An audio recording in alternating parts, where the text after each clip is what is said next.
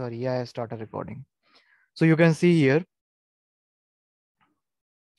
like means I created a 7 thread here, and here when I'm creating this thread, you can see it created a, it is giving me message, create and start thread 1, start thread 2, 3, 4, 5, 6 from the 0, and then it is switching back and giving me the message before joining thread 0, finishing thread 0 done, means the task thread 0 is done completely.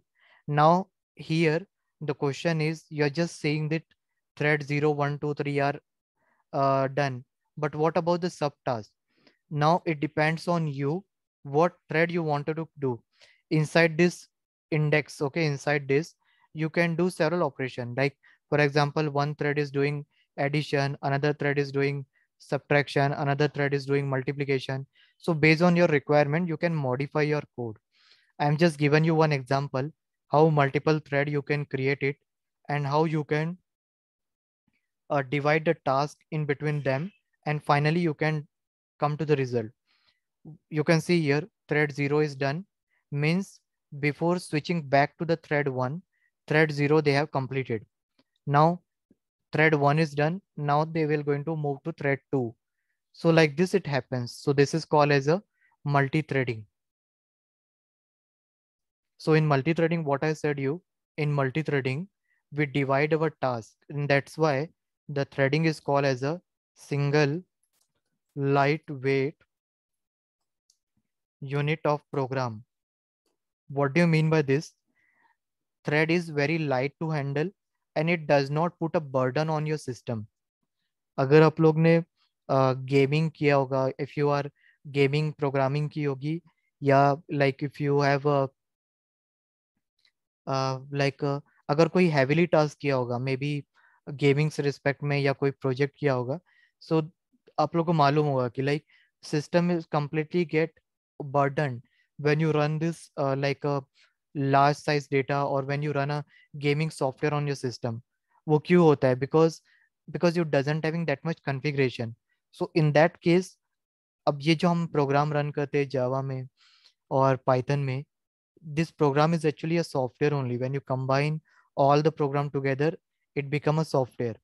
जैसे कि online application form में login एक programme हो गया, sign up एक programme हो गया, payment एक प्रोग्राम हो गया, इस प्रोग्राम को जब कंबाइन करते हो तो एक ऑनलाइन एप्लीकेशन बनता है.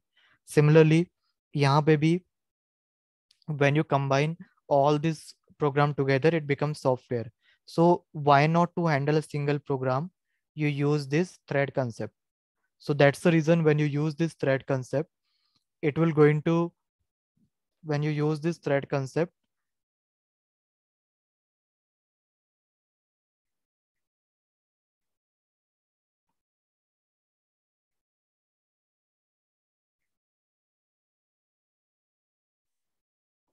so when you use this thread concept, you should have to be use this multi-threading and multi-processing library. So it can divide a task into several core of the processor, and it can help you to reduce somewhat burden on the system, and your system won't be lag. Your system won't hang, lag, and it will run the task more easier. Now, अगर मैं एक example दूँ ATM से money withdraw करने का, that program is written in the thread only. How it is written in the thread? You are doing several operation at the same time. You can see you are entering your card, it validate your card, it check for the balance on your account, it check for your details, it verify your pin, right? You select the option that it deduct amount from your account, it give you, right?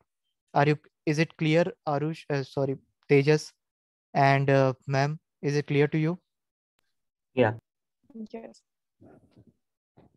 Sorry, actually one more student is there, Arush. So like while he's for him I am taking this for Python class only, तो वो आरुष का नाम हो गया, sorry Tejas. So here this is called a single lightweight. So means lightweight in term of configuration, means lightweight in term of handling the task. Okay, any question till now? I hope I make you clear regarding date and time library exception handling, multi-threading, any question that you want, and logging. Logging also I cover it. Logging means I will going to share you this what I can say the resources. Logging means nothing but having extra information. Means that will give you detail about the metadata. Metadata means metadata in the means like each instruction means what actually that instruction is, whether it is like warning, whether it is an error message, whether it is a code, executable code. So that is why, like this one, this is a debug message, info message, warning message. So when you write like this logging.debug, this logging will give you extra information, the metadata. Obviously you might be thinking like I'm getting the same thing what I'm printing here, right? You might be you can see here logging.info, logging.debug. This is a debug message. Okay, let me run this. This is a debug message, but why it is not printing? Because this is a metadata which is going to, once you run this, it will going to make other logging information executable. Means this line make help in running this further line, this 4 line, and this with this it is showing you the timing also. Okay, as I said you, it do not take our system time. It takes, I'm running in a Colab, but once you run on your local system, it you might see the timing of your system. So it changes from system to system. So we have seen logging, multi-threading, date, time, right? So I've covered almost almost means I cover most of the things. Like I have covered all the syllabus, but still if you have any question you can ask me. Performance measurement also I have shown you. Okay, now only this one is left. Command line argument. In command line argument, let me show you the code first.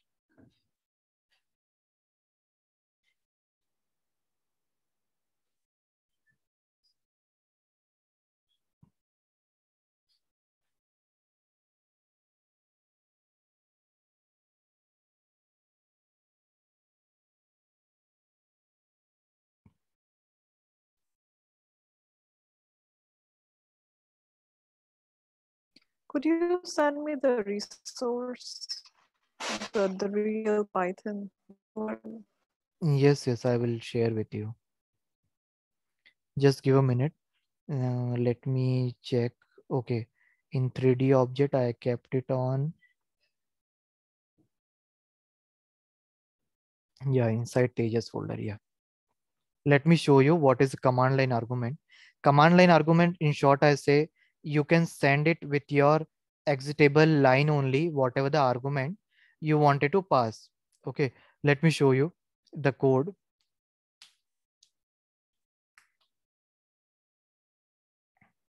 इसका मतलब क्या होता है कि जैसे आप Python का code run करते हैं, like okay, how you run the Python code, Python name of file, तो उस इंस्ट्रक्शन के साथ ही आप आर्गुमेंट पास कर सकते हो कि like how many argument you want to pass. For that what you need to call system library. In that system library you need to pass argument v, means variable number of argument you need to work on that code. Okay, I will going to show you multiple example, not a single one. और ये कैसे work करता है वो भी सिखाऊंगा. Like you can see here, import system dot argument one means here. Let me run this and show you. So उसके लिए आपको command prompt में जाइए, then you type, you go to the path where you have a file, then name of file, sorry, folder.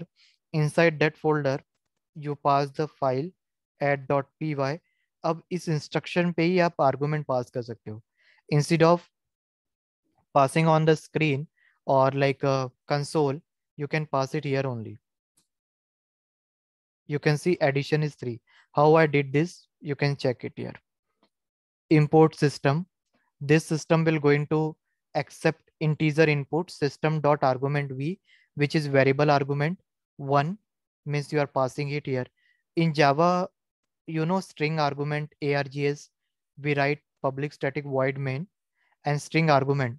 What is that? That is also for accepting the command line argument in the form of array. So here also you are passing in the form of array the first value, second value, you are going to do the sum operation, you are going to print it. Similarly, you just run once again. I am changing to 6 and 7. So this 6 will be going to assign to this x, this the first parameter, and 7 will be going to assign to your second parameter. See this. Is it clear to you? Is it clear to you? Yeah. Similarly, this command line file, okay, let me show you this one also. Matlab, in short, you can pass your argument in the instruction only while running that. And what you require for this, you just require system library and this system dot argument v, which is stand for a variable number of argument you are accepting. That is first argument this one, second argument this one. Then you just write x plus y. If you want to change, you can change it to x into y also and save it here and then rerun it. Instead of this, let's take 4 and 5. See, it is printing 20. Now I'm running another file, which is my this one.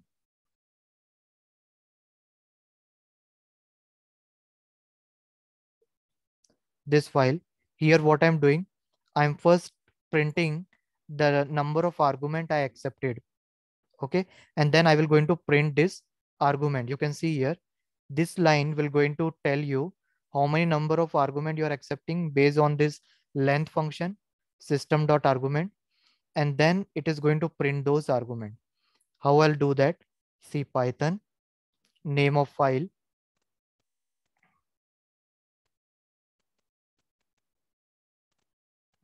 let's take A, B, C, D.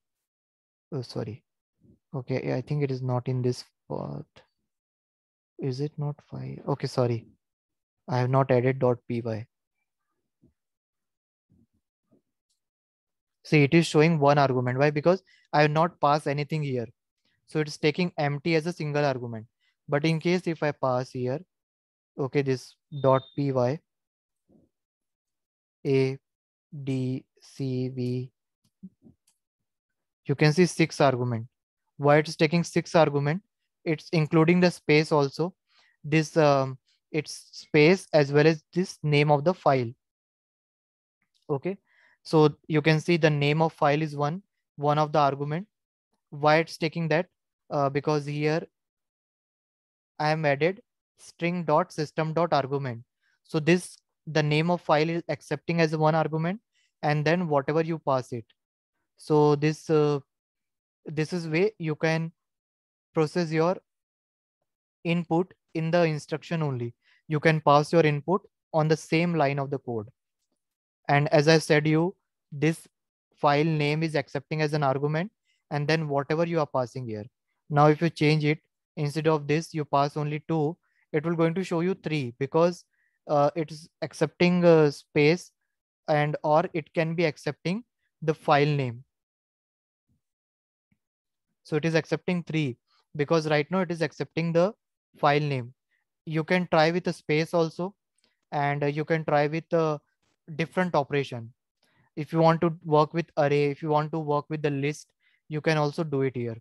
So this is called command line argument, means that input that you are accepting with the command while running the code on the executable instruction itself.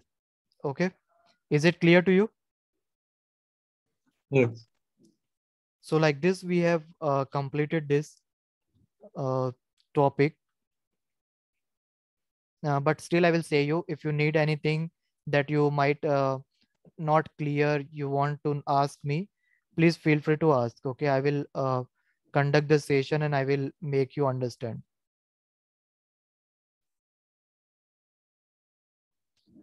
Okay. Okay. So what Yeah. I'm doing, like I'm sending you the message on the Trello to both of you that we are done with the course, and please confirm it. Okay, once you receive it, ma'am, you also. And in case you go through it, take your time, 1 or 2 days. If you have any doubt on any topic, just ping me. So in weekend, because in weekdays I have a classes, so it won't be possible. But in weekend I will conduct a session and I will explain you. And regarding Tejas, your what is the next step? I will talk to the sir today, and if possible, we will probably shift you in the data science classes that currently going on with Arush and Sonita ma'am in that class itself. Okay. And about competitive programming? Competitive programming, we will see for your other timing. Maybe I will going to take or some other person will going to take. That's I need to check with him. Means sir, do you want okay.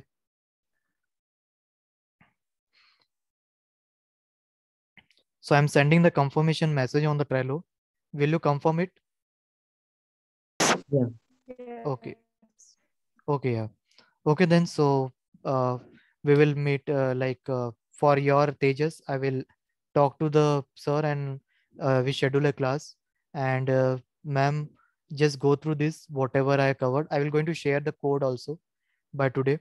Have a look on this code, and if you have any doubt in multi-threading, any of the topic, let me know. Okay. Okay. Yeah. Okay then. So bye. Take care and be in touch. Like okay, in case if you have any doubts, anything, please ping on the Trello. All right.